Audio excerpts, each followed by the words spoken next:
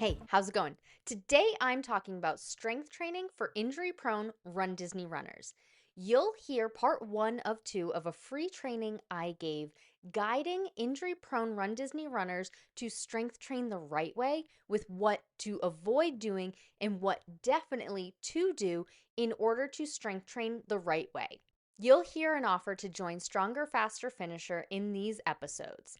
If that's something you're interested in doing, go ahead and click the link in the description in the show notes. This is Running to the Castle, a podcast for injury-prone Run Disney runners on a journey to running magical miles. Join me, Dr. Allie, as I share the secrets I've gathered as a runner, doctor of physical therapy, and coach. You'll learn the exact ways I get my clients to the castle strong without feeling broken or held together with KT tape as they cross the finish line. Welcome, everybody. It is Wednesday morning. I'm not awesome with technology, but I am awesome with strength training. So we will definitely get that going. Okay, we will do Q&A. I did get questions ahead of time, so I will go through some of those, got them in email, but we can also go back and forth with Q&A of your strength routine, things like that at the end. If you have specific questions as I'm saying something, go ahead and put them in the chat. I am a little bit of squirrel sometimes doing these presentations, so I might ignore the chat a little bit so that I don't just like keep going back and forth to it. But I will see them all eventually. I will make sure they all get answered. Okay, so we are talking strength training for injury-prone Run Disney runners. You are here today because you want stronger muscles. You want to stop getting injured. And I'm guessing you want to cross the finish line. So what I'm sharing today, I've been using with patients and clients for 13, 14, 15 years if we're counting my internship years here. I'm going to break it down for you. We'll be here about an hour and whatever extra time we need for Q&A. So what you're going to learn, be ready for the next hour. It's going to change how you're strength training. So please keep an open mind, because when you take the tools I'm giving you, you can quickly adjust what you're doing so that you can update your program whenever you need to, whether it be because of injury or because it's working and you need something more challenging. Okay? So it will go against the grain. The information I share, it goes against what other coaches, personal trainers, and doctors have told you. It's going to change the way you train for your races, but it'll make you train smarter, not harder. It's not always more. Sometimes it's less, but it's definitely less rest time than you've thought you needed in the past or what you've done before, okay? So when this works, I'm going to share the tools and information I've learned as a physical therapist, personal trainer, and coach. You can start working on this today. You'll see faster times at your race. You'll cross the finish line strong, and you'll have injury to go and do another 5. I even had a client do 10 more miles in the park after their race because they felt so good. So as you can see, we have an example here of someone who ran Dopey 2 years in a row, started working with me in July of 2023 for Dopey 24. She had runner's knee through all of training for Dopey 23. She saw faster times in all of her races with no pain. As you can see here, 3 minutes faster on the marathon. She was on pace for a 24 minutes faster for the half, but this was the half of a half year, but on pace for it. 19 minutes faster in the 10K. You guys know that we don't track the 5K in Dopey, so not exactly sure how it went there. When we worked together, she saw so many new ways to work with and through her injuries, importance of building slowly, and she was able to train better on her strength and cross-training days. Now, I will say this information works for injury-prone or already injured runners who are back of the packers. I am not sure about these results for somebody who is getting a sub 4-hour marathon, sub 2-hour half marathon. I don't work with those types of people. So if that is you, please stay. I hope this helps, but I haven't worked with those types of runners. Okay, so take that information as you will. And if you would like, I am going to go through at least one, maybe more if we have time, case examples during this workshop. So if you want your case to be reviewed today, just let me know this information in the chat about your injury, your symptoms, what you've been doing to fix it, and strength exercises that you've been doing so that we can go through the nitty gritty. We'll go through specifics of that. Okay, so go ahead and put that in the chat if you would like your case to be reviewed today. Okay, so if you are here, I'm going to bet you are one of three types of runners. You got swept at your last race. You finished the race, but just barely, or you couldn't even start the race. So I have an idea of who we have with me, and I can cater based on these examples. Let me know 1, 2, or 3 in the chat. And all of these suck, especially number 3. So if you're number 3, well, I guess if you're number 1 or 3, you're really going to want to pay attention so that you can work toward finishing your race next time. You want to finish it. You want to finish it strong. Okay, so we have some 2s, we have some 3s. And I bet that the injury you have is one of these top injuries: runner's knee, Achilles tendonitis, shin splints, plantar fasciitis, IT band syndrome, meniscus. Let me know in the chat, A through F, which one you are, or maybe you're multiple. And it's okay. It is okay, because I help injury-prone runners. So runners who come to my workshops, they've been battling injuries. You don't come to one of my workshops, you don't work with me one-on-one, you don't work with me in Stronger, Faster, Finisher if you aren't battling some kind of injury when you're training. So don't be afraid. You are in good company, because this is why I put these on.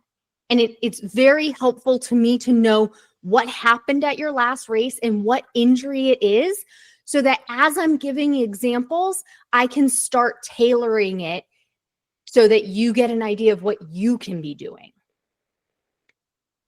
Okay, so we have some runner's knee. We have some meniscus problems, shin splints, a side of tendonitis, runner's knee, more runner's knee, plantar fasciitis. Yes, you guys are not alone, especially runner's knee. That is so, so common. Runner's knee, meniscus problems, IT band. I see so many knee problems. Okay. No matter what injury or what type of runner you are, this happened to you, because everybody who has had an injury when they're training for a race has something like this. You grabbed your training plan online, pulled out your calendar app, counted back from race weekend to make sure you started training on time. Heck, you even added 2 weeks so that you could have a buffer just in case. First 6 weeks went great. You were adding miles. You were getting faster every week. Then you hit 8 miles. Your knee starts to hurt. So you stretch, you foam roll, you take a few days off. It's fine. Your next long run, 9 miles. You make sure to stretch and foam roll extra good, but the pain comes back. So you get home, you pop some Advil, it goes away, it's fine. But before you know it, your 3-mile run hurts. Then it hurts every time you get up from the toilet, you're avoiding stairs. You look like an 80-year-old getting off the couch. Now you're petrified. You are going to get swept by the balloon ladies. You're not even going to be able to make it to the marathon. How can you even run 48.6 miles if you can't even run 8 without getting injured? Does that sound familiar? And I bet that you end up taking 2 weeks off. You wrap it in KT tape. You wear knee braces. You've gotten 3 new pairs of shoes in the past year. You do everything right, following the training plan. You're stretching before every run. You're icing after. But it's incredibly frustrating because everybody says you need new shoes, you need to strength train, run slower. stretch. But you've been stretching. You've been doing strength exercises. You have the best shoes. And if you ran any slower, you'd be walking, right? Like, how slow is too slow for running? And if it got really bad, you've probably contemplated skipping a long run.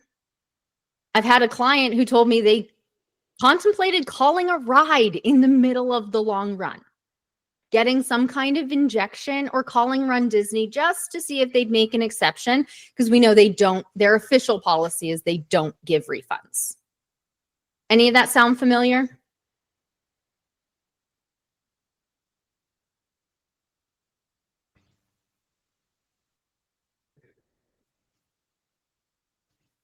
So here's why that's happening.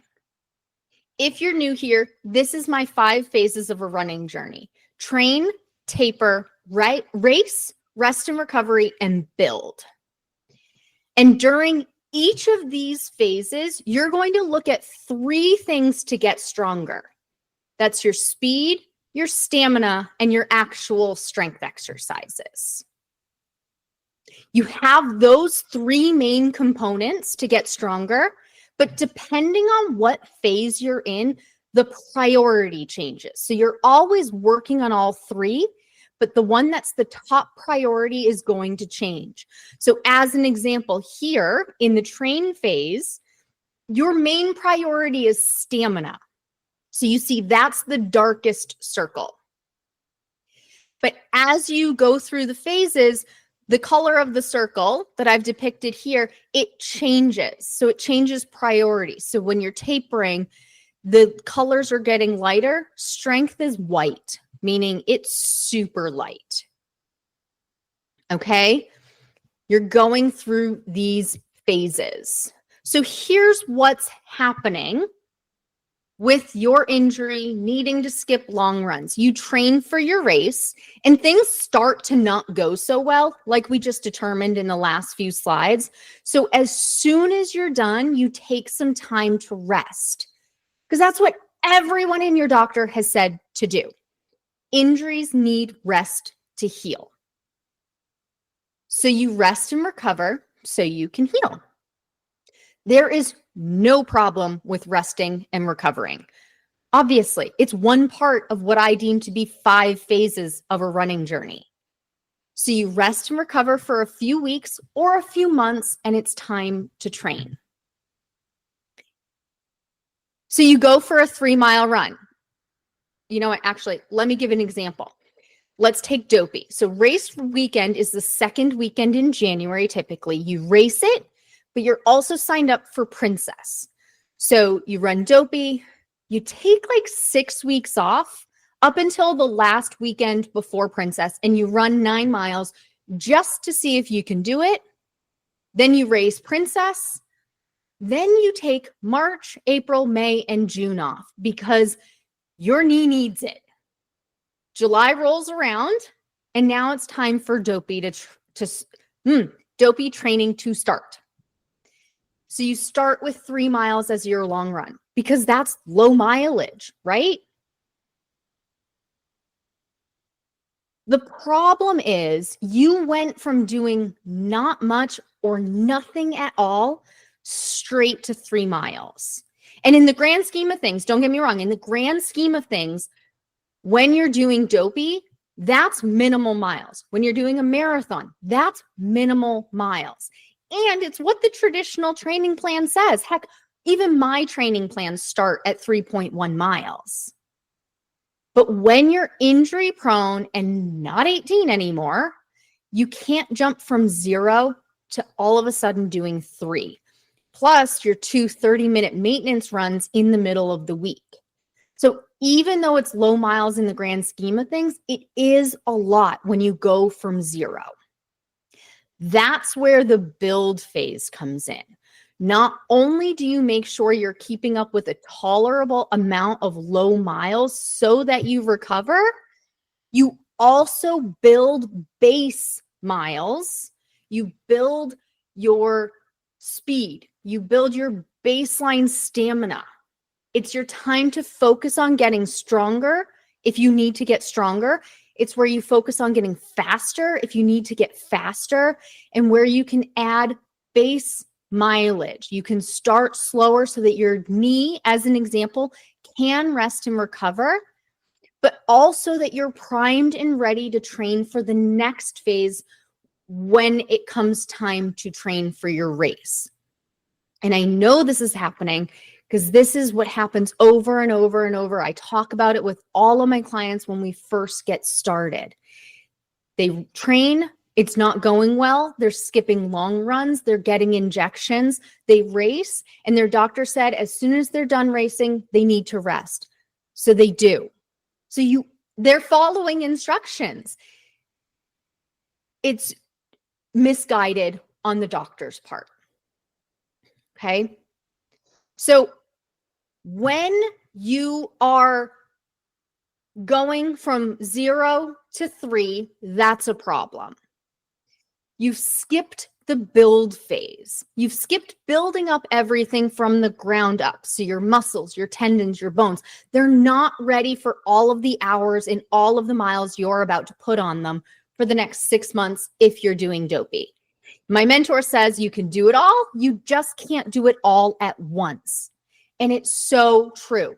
There's just not enough time, energy, or resources to do it all at the same time. So that means you can at best work on 2 things at a time. So you can work on speed and strength and stamina, or speed and stamina. If you have only speed and strength, you'll be fast for short distances, but you can't go the miles, so you get swept. If you have stamina and strength, you can go slow for long miles, but you get behind the balloon ladies, so you get swept. And if you have speed and stamina, you can go fast for all of the miles, but you have pain and you get injured, so you may not finish. You barely finish, you can't enjoy the parks, or you don't even start your race and have to cancel the whole thing. So how do you do it all? You start earlier. This means that you have time to address all 3. That's why we need the build phase. The primary focus in the build phase is strength so that you can prevent injury when you focus on speed and stamina later. So when we're looking at speed, stamina, and strength, we break it down into individual parts. So remember, we had speed here in the left ear, stamina here in the right ear, and strength here as our face. So in the speed section, we have things like pace testing, magic mile, proof of time, different types of workouts like 30, 20, 10, progression, hills, and tempo. Then when we come over here to stamina, we have long run, easy pace, back-to-back trainings, cross training, and simulation weekends. And then down bottom here, we have strength. We have light, medium, and heavy weight days. We have different types of workouts like standing exercises, laying down, eccentric, single leg, double leg, machines, dumbbells, barbells. And because I know you want to prevent injury, that's the whole point of today, we're going to focus on this one with our strength. But you see, you do need all 3. And I go over all 3 in Stronger, Faster, Finisher, but we only have an hour today. That's why I chose strength. When we talk about strength, we're talking about the build phase, which we are in now. If you're thinking about doing marathon, goofy, dopey, wine and dine, we are in the build phase now. Primary focus is strength. So yes, we will talk about strength. If you're not following a specific and progressive strength workout for runners that won't aggravate your injuries, you won't be able to finish the race or enjoy the parks after. Have you heard this? How many times have you heard somebody say that you have pain, so you need to strength train? Or in order to be a better runner, you need to strength train. In order to run injury-free, you need to strength train. We've all heard that, right? Getting some thumbs up. Yes. They're right. You do need to strength train. But focusing on it in November, 2 months before Dopey, it ain't it. You build your strength in the build phase and you maintain it in the training phase. So I'm not saying don't strength train during training. You definitely need to, but it's not the primary focus. So you're not building new muscles, you're just maintaining it. So when you hit the build phase next time, you aren't starting from zero. So we're not doing all of our strength training now. We are carrying it through the training plan. So then next year, you're not starting from where you are now, you're already stronger. Okay?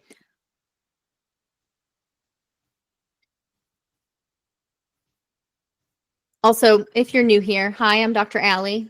I had somebody comment one time, be like, who's this lady talking about all this strength training?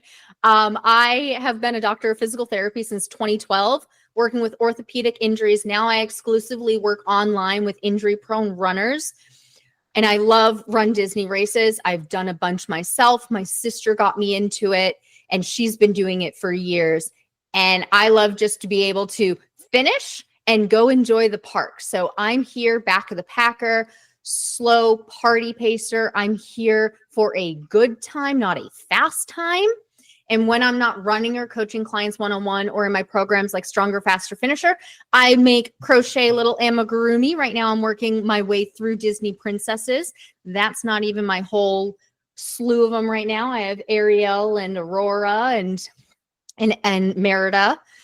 And if you like dogs, you will usually hear my dog Levi grumbling in the background. He is surprisingly not with me right now. He's out taking a nap on the couch.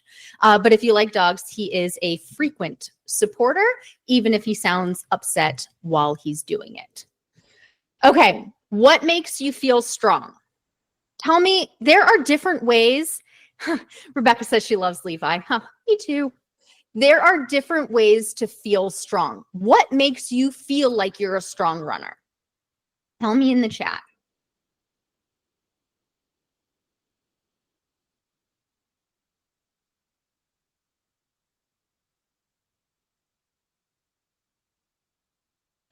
Finishing is always a win. Yes. I love finishing a race and not feeling like you're going to die when it happens. Getting distance and legs not dying. Yes. Yes. Plus keeping up with training. Yes. Being able to keep doing it, not skipping the long run. Absolutely. So today we are talking about literal strength training, strength exercises. And I ask this question because I have had runners come to my workshops before, and things that make them feel strong have to do with like fueling, not feeling like lightheaded and weak and things like that, which is important. But I wanted to make sure that you know we are talking literal strength training, what exercises, things with dumbbells to do today. And when we do that, we need to talk about things to do and things to not do. So we are definitely going to get into exactly what to do. But before we can even talk about that, we need to talk about things that stop you in your tracks. I call these things brake pedals, meaning you have gas pedal things that push you forward, like when you hit the gas in the car. Brake pedals stop you because no matter how much you push on the gas to do the right thing, if you don't take your foot off the brake and stop doing these things that are brake pedal things, you won't get anywhere. No matter how many lunges you do, squats you do, how heavy of weight you lift, if you don't stop doing these things as well, you won't make any progress. So we are going to go through these first, and then we're going to go through what exactly to do. So brake pedal number 3 is strength training, only what hurts. Thinking what hurts is the weak thing. And I get it. You go to the doctor and you say, my knee hurts. And the doctor says, you're weak. You need to strength train. So you Google strength train exercises for knee pain, and you get things like squats and lunges. Heck, I have a video right here of me doing squats. The problem is pain does not equal weakness, and weakness doesn't equal pain. You can have pain and be weak, but they don't go hand in hand. So from my years as a physical therapist, I've seen a lot of running injuries, and the majority of them are caused by something being weak. So your doctor is right in that case, but it's rarely the thing that hurts. Our body is super smart. It is going to find a way, any way, to keep moving. With those compensations, in order to keep moving, come pain.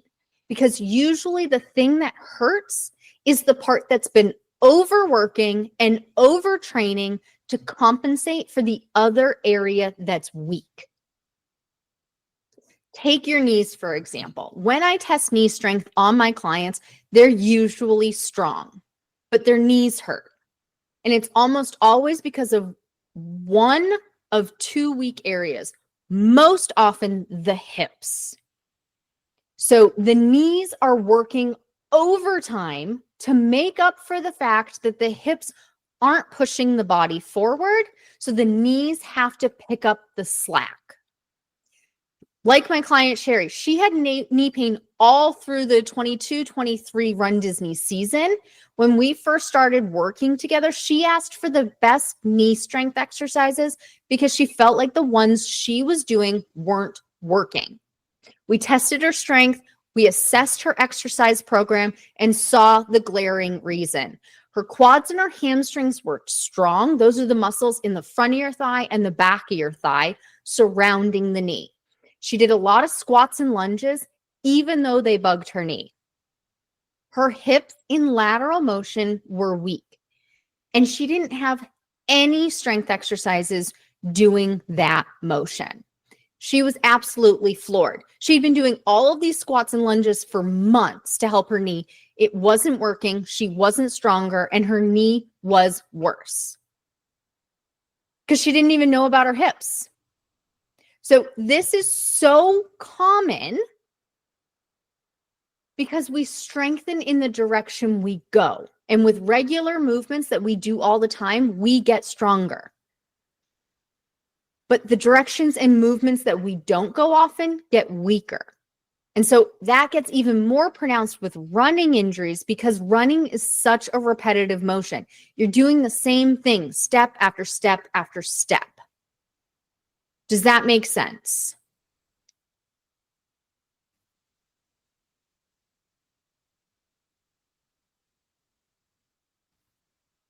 Got a thumbs up. Thank you. So next brake pedal thing that you need to stop doing is excessive rest. I get it. Your doctor told you need to rest because that's what heals injuries. Yes and no. There are definitely some injuries that need absolutely complete rest. Things like stress fractures, broken bones. If you've had surgery recently, you need rest. But have you ever rested maybe a week or two? You felt great, hopped right back into your next run, only to need to take double time to heal. 80% of running injuries don't need more rest and will actually get worse with more rest. That's because 80% of running injuries are caused by overuse in muscles and tendons. And when you take too much complete rest to heal a tendon or a muscle injury, you actually weaken it. So then when you get back to your regular training after 2 weeks of rest, your tendon, your muscle, it's weaker than it was 2 weeks ago. And now you're doing even more training to it. It's like a gasket. You know those things they put in water bottles, sinks, blenders, the little circular piece of rubber. It needs to be lubricated to stay pliable. If you've ever not used it for a while and then you all of a sudden start using it and it's leaking, it's because it wasn't used regularly. Even just a little bit, it keeps the gasket lubricated so it doesn't lose strength, dry out, and crumble.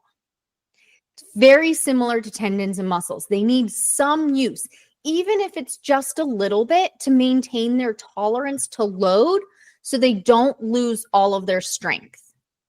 That's why I recommend active rest instead of complete rest. Even during rest and recovery phase, I recommend a very distinct amount of activity. Light walking, cycling, strength exercises that are just going through the motions, or using light weights. So excessive rest is no good. But also on the opposite end of that, skipping rest is also no good. Your body heals and recovers during rest. It heals and recovers when you're sleeping and when you're taking rest days. So I do recommend 2 rest days during your training week. Okay. And we're going to talk about organizing and scheduling your workouts around your training schedule, like your running schedule, to make sure that you get those rest days. The next one is stretching more. Stretching is such a common recommendation from doctors, runners, chiropractors, and personal trainers. The problem with stretching more and at the wrong time for the wrong thing, it will make you worse. So if you have tendonitis or a fascia injury, which many of the running injuries are, runner's knee, IT band syndrome, Achilles tendonitis, shin splints, and plantar fasciitis all fall into those categories. Stretching excessively makes you worse. When you have this type of injury, you actually have micro tearing in your tendon or your fascia, which means that parts are separating. They're coming apart.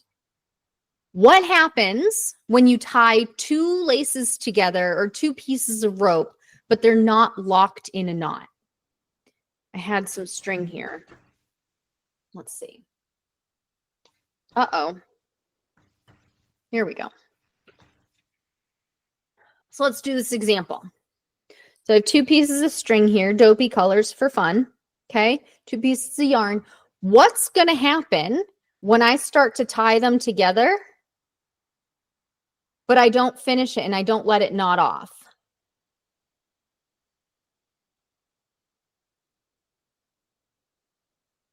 I'm going to pull it apart and they come back apart. Right? They come apart.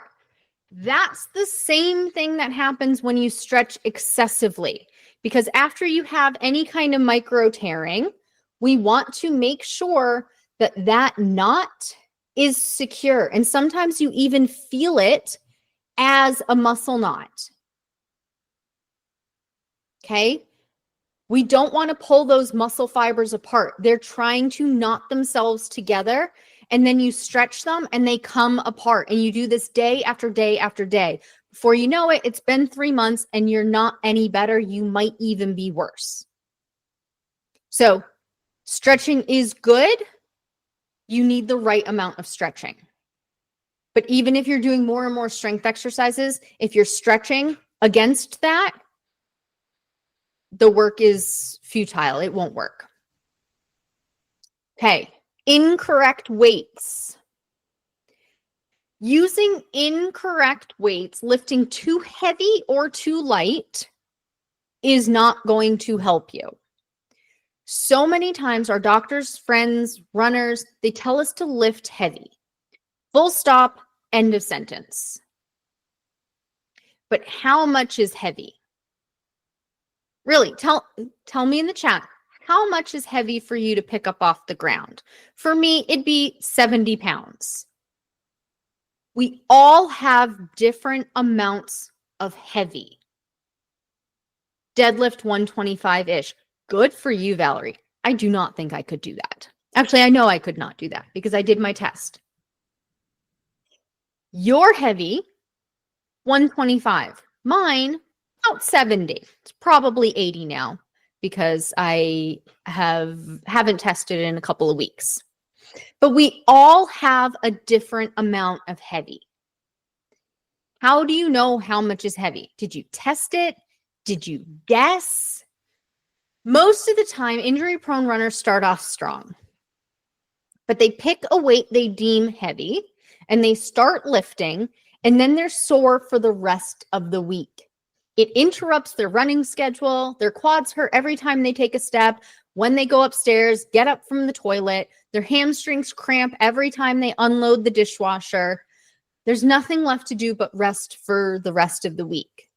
And then you come back, Monday, you're back at square one. Lather, rinse, repeat. You keep going through the same motion. You never make any progress, and you end up setting yourself up for injury again. So lifting too heavy causes pain, so you need to rest all week. You don't make any progress. But what about the opposite? You don't want to aggravate your injury. You don't want to be sore all week. So let's just lift light weights instead. Do high rep, low weight. The problem with lifting light so that you don't aggravate your injury is you never get stronger. And again, you set yourself up for injury. So too much is no good, too little is no good. You need to lift the right amount of weight for you. And we'll get into it in a few slides on how to do that. The next one is under fueling. No matter how much weight you lift, when you find out how much you should be lifting and how often you should be strength training, in order to heal an injury and get stronger, your body needs food. It needs the building blocks in order to heal and get stronger. Those building blocks we get as humans, we get them from food. When we're training for our races, our body needs carbs, protein, and some fats. The fats are to be able to help you stay fuller longer, keep you from feeling brain fog and exhaustion. But carbs and protein are necessities for injury-prone runners. If you aren't eating enough, you aren't going to train well, and you're going to keep getting injured. Your body needs fuel. When it needs fuel, it goes for a quick source. That's carbohydrates. That's carbs. They can be taken and used by your body immediately or within the first 20 minutes of eating them. So if you drink a sugary drink, your body starts using it immediately. If you eat something sugary, it will take about 20 minutes to use it. That's why carbs are used as fuel for the long runs. Protein is literally the building blocks to repair damaged muscles, tendons, and ligaments.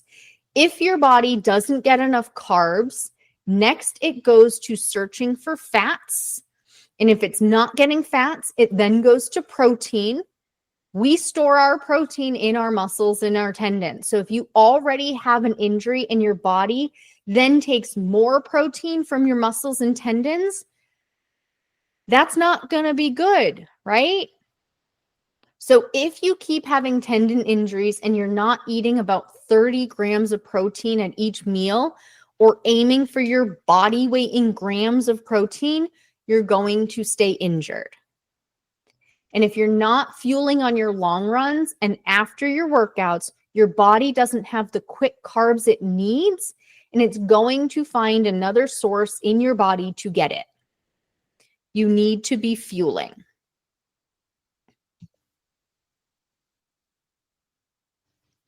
Finally, strength training to cure all of your pain.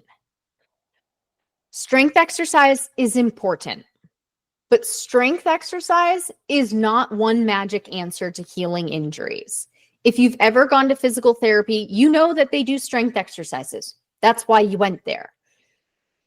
Because of that, that often means that patients think, and in addition to the doctor saying you need to get stronger, so go to PT and you'll be better. That's a whole other conversation I wish I could have with doctors. But they think that the strength exercises are what's curing their pain. It's rarely the thing that's getting rid of the pain. If someone feels better in their knee after doing squats, was it because they're stronger after 5 or 10 squats? Not in one session. It takes 3 months, 8 to 12 weeks for a muscle to get stronger. That's the natural, sorry, I keep hitting my microphone. That's the natural progression, I guess. That's how muscles work. That's how much it takes for turnover for the new cells to come in and for the cells and the muscles and the tendons to get stronger. 8 to 12 weeks.